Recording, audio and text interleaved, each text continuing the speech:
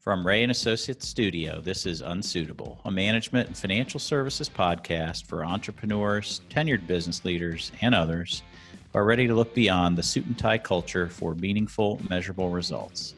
I'm Doug Hauser. On this weekly podcast, thought leaders and business professionals break down complicated and mundane topics and give you the tips and insight you actually need to grow as a leader while helping your organization grow and thrive. If you haven't already, hit the subscribe button so you don't miss future episodes. And if you want access to even more information, show notes, and exclusive content, visit our website at www.reacpa.com/podcast and sign up for updates. Embracing diversity and inclusion in the workplace is one of the many things that can strengthen your company culture. But understanding how and when to start taking action may leave you with a few questions and demands as an employer. Today, Desiree Lyon, Human Resource Manager at Rea Associates, is going to share the importance of diversity in the workplace, the impact this has during the recruiting process, and challenges that organizations and individuals may face. Welcome again to Unsuitable, Desiree. Hello there, Doug. Nice to see you again.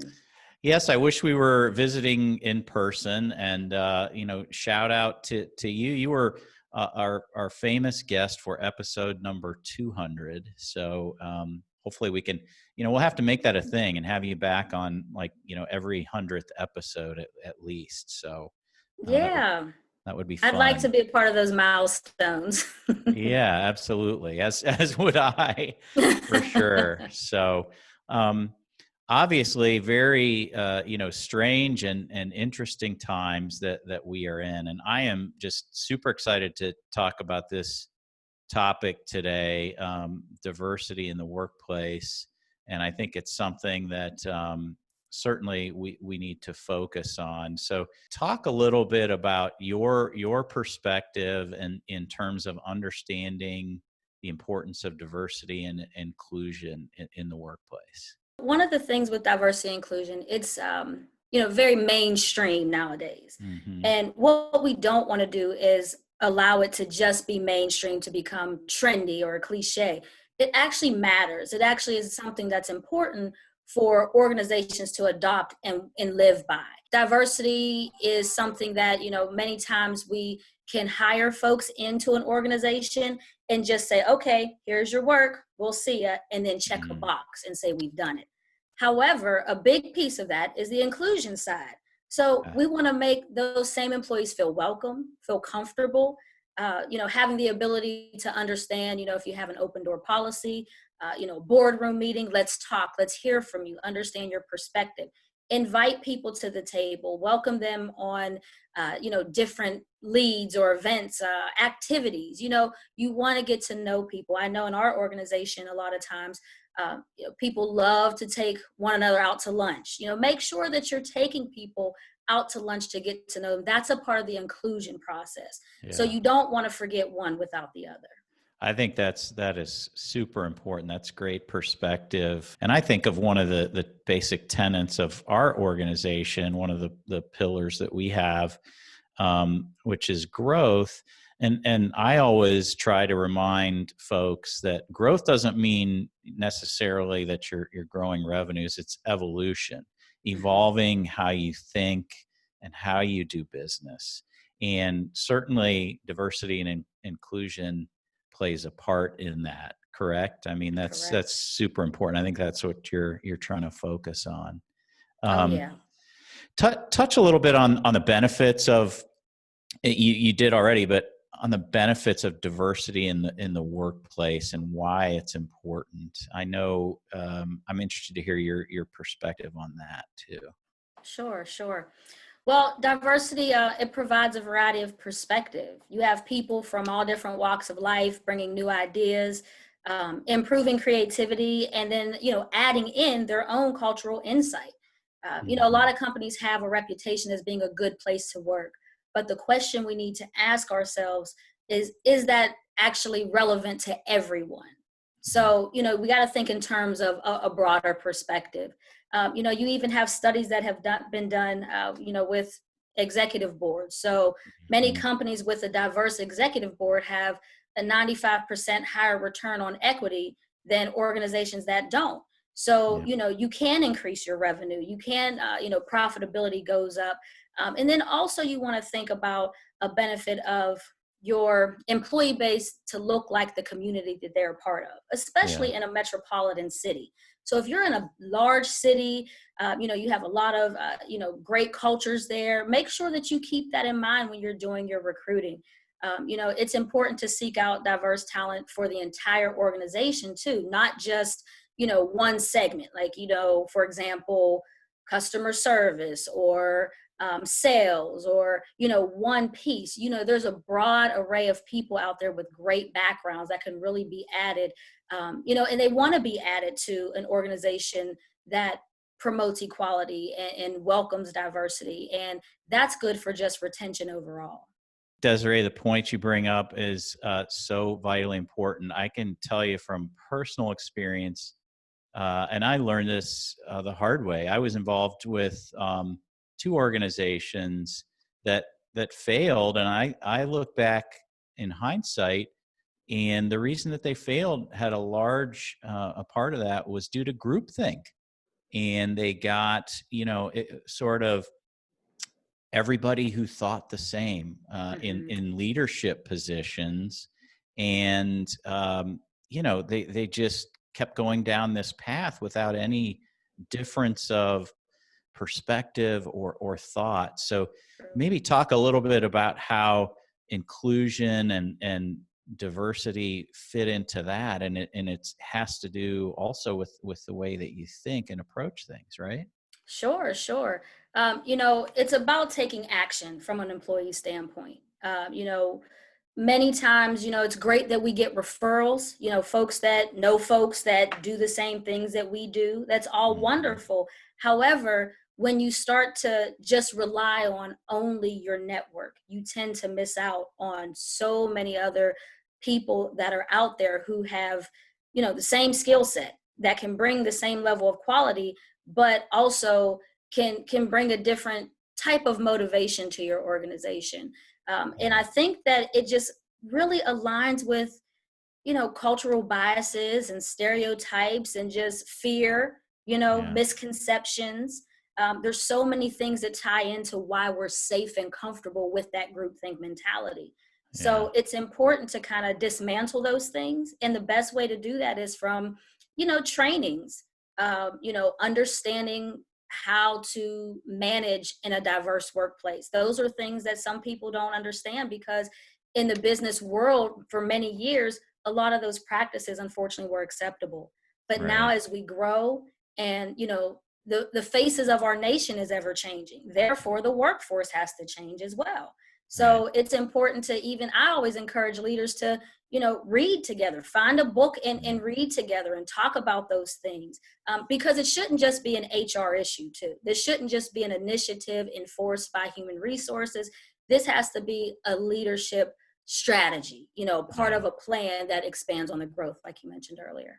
I agree. I mean, it does have to be a part of your culture, and the leadership has to embrace that. So you got to start somewhere to build that. And there, you mentioned a couple of things that you can do. How do you break through um, that lens in terms of recruiting and trying to get the organization to embrace, let's think differently in terms of how we recruit. Let's not always use our same network, or let's not always go to the same schools and things like Mhm. that. How do we do that?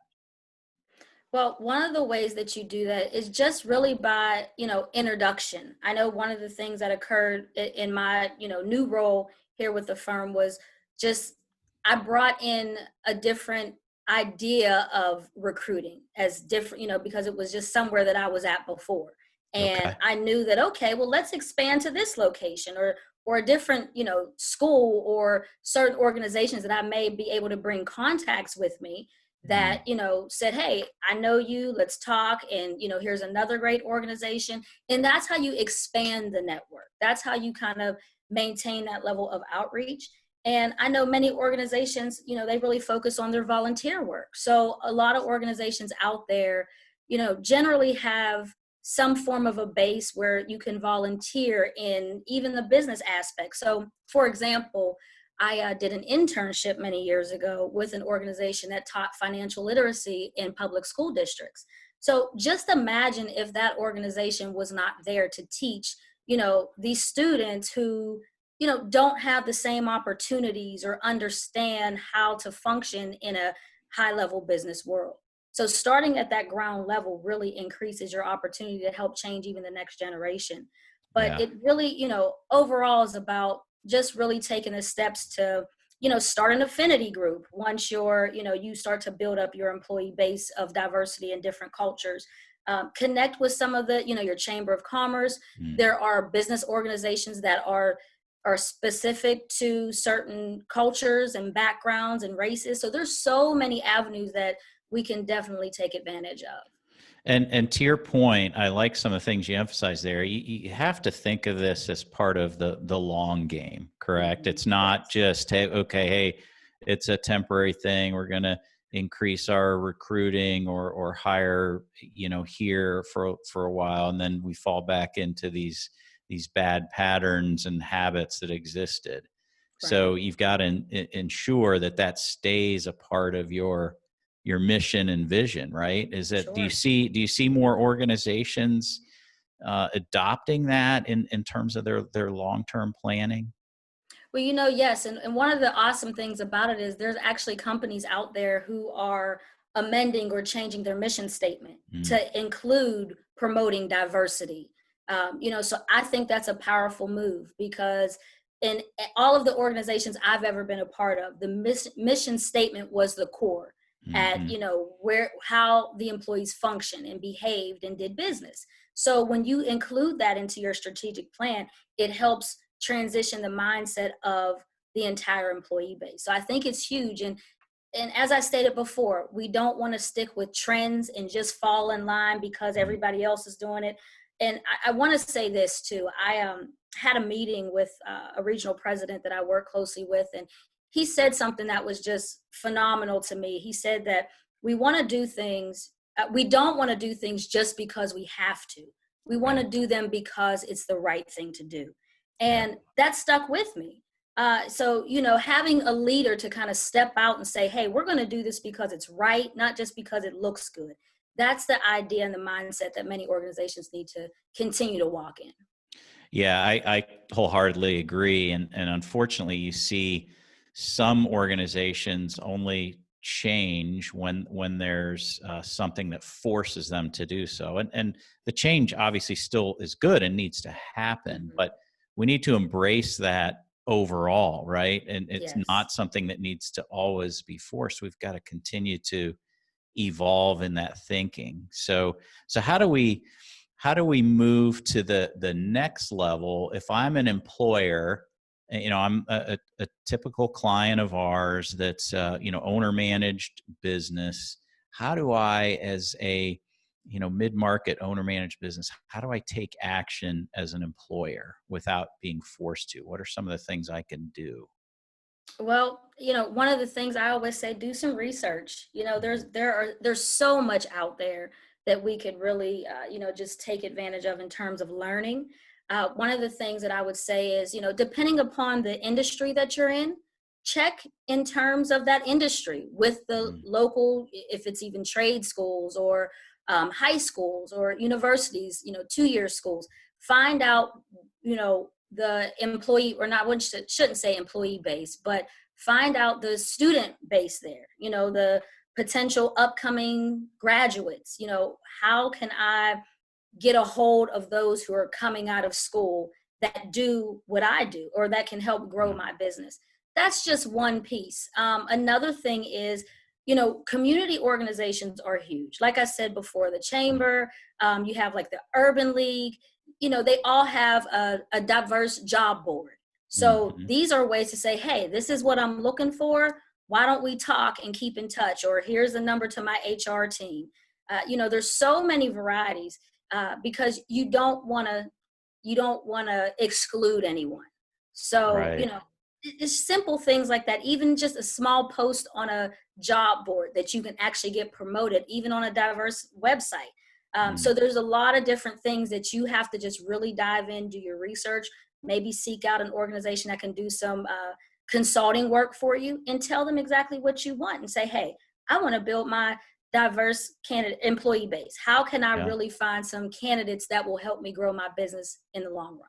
Yeah, that's a great perspective, Desiree. I mean, and small plug here, Rea and Associates, we do HR consulting, and I think these are, certainly we're not perfect as an organization either, but I think we, as an organization, try to push these things and embrace these things, and we're certainly here to help for any of our clients as well. As we move forward, today's society, gosh, I mean, I just think back to even 5-6 months ago, pre-pandemic, and everything that's gone on with protests and all of that. Sometimes we need something to push change, and hopefully the combination of these forces are pushing change for the positive. I mean, I was barely born back during the civil rights era, but to hear folks talk about it, we needed that push to enact change. Do you see something similar happening in today's society? Where do you think we're headed with embracing all of this and doing this and moving forward with the challenges we have? I think that, the change is necessary. It's been a long time coming. I will say that we have had, a lot of growth, in our nation, which it's a wonderful thing. However, there's still some work to be done. I will say that, seeing where we are right now and being able to talk to, different business leaders, a lot of people are having that change of heart. They're examining themselves and saying, Mm-hmm. oh my, this is where I've been at all this time, and this is what I've thought all this time, and help me understand, help me to see a broader perspective. And that's when you open the door to the conversation. That's when you open the door for, more education and growth, in so many different ways. I know that unfortunately there's still some, like I said before, some bias and different things. Absolutely. I know that New York and California, they just put legislation in place, and it's really, the legislation they put in place is really to kind of expose what's out there that needs to be, it needs to be handled in a manner that we can all say we're not going to take this anymore. Right. So I can appreciate the fact that all these things are coming up, and just hoping that we continue to move forward and that we keep the table open for these conversations, that we can all grow together. And I think that's a key point you bring up. People have to be willing to read and research, and not, again, I go back to this concept of groupthink, where if you just continually surround yourself with people who think one way or have only experiences in a certain manner, then that's all you're ever going to know, and you're going to think that's the only right way. All right. So we've got to embrace each other's perspective and culture. I know, even myself, I've learned, I have some 20 something daughters, and gosh, the stuff that I learned from them because of their perspective, it's Hmm. just a younger perspective. They experience things differently. One of my daughters is in Philadelphia, a obviously large urban center, and the things that she experiences there have taught me tremendously. So I think that's a huge lesson that we should all take to heart for sure. So, Absolutely. Desiree, let me get your perspective on, okay, we looking into this lens of the pandemic, and it's hard. One of the things I know we are discussing a lot in our organization is how do we continue to ensure that this culture and these kind of movements can continue while we're sort of in this remote, somewhat disconnected work environment. What are some tools or things that you think are helpful to try to make sure we continue this momentum in this difficult time in terms of not being together as much as we'd like? Well, one of the things I would say is that, despite us not being able to see each other, in person, let's utilize our technology. Let's, just try to really expand upon what we can do from a perspective that is outreach that maybe we didn't do before. We are such a close knit organization to where we do a lot of networking in person, which is a great thing. However, now is the time that we can say, okay, let's step out of our comfort zone a little bit and, maybe do something connected to, with our website to show some of the initiatives that we're doing.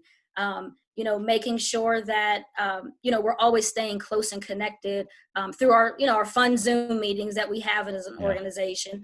But at the same time, just making sure that we are checking on each other. How's everybody doing? This is a time where, a lot of things are going on internally with people, so it's time that our leadership and, other counterparts in our employee base just, hey, how are things? Let's chat about this, or, what's going on, and see if we can kind of just welcome that level of inclusion again. And then also open the door to a conversation or potentially a resource that can help keep them motivated.